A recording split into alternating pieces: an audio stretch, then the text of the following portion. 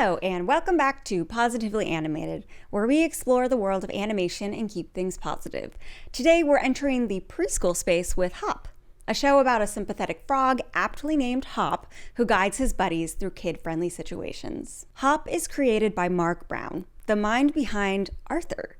I was heartbroken when Arthur was canceled after nearly 20 years of helping kids believe in themselves. So when I heard about Hop, I was immediately on board. Premiering on Max in April 2024, Hop was created by Mark Brown, Tolan Brown, and Peter Hirsch.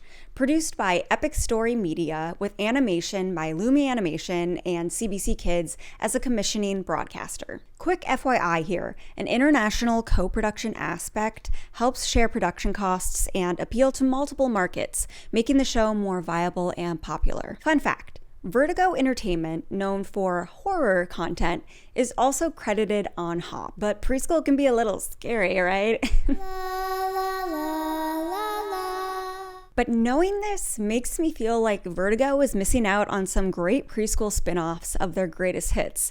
I'm thinking The Stacking Ring and The Veggie Grudge, but I digress. So the theme song for Hop was cool with some percussion elements that reminded me of Stomp the Musical, which I definitely didn't see on Broadway when I was a preschooler and fall in love with. The designs are sweet like Arthur, but with brighter colors, and the characters have that cute, small kid look with bigger heads and rounder bodies, even though the characters are technically older. Hop is the titular character, but this really is more of an ensemble show, with episodes focusing on various characters, making them more relatable, and making kids want to buy more toys. The episodes are episodic. Duh. By that, I mean each story is self-contained. It's typical for preschool shows, allowing kids to jump in without missing a beat. Okay, not that kind of beat. Stories cover mostly grounded themes like flying kites, mixed with whimsy like a giant squid in a lake or a magic crayon drawing midair. The show shines with its messages about perseverance, kindness, and its inclusive cast, featuring characters with disabilities, voiced by actors who share those experiences. I loved the way these characters were incorporated. Their disability wasn't their personality, they didn't come out as disabled with a dramatic monologue, and they weren't treated any differently than the rest of the characters. They simply just were. This representation is so impactful, not just for kids with disabilities to see themselves thriving on screen, but for other kids to learn that disabilities are just another part of life. So when these kids get to grade school and have classmates with disabilities, they won't treat them as outsiders. They'll just be fellow students eating questionable cafeteria food and finding gum under their desks. No, just me? Cool.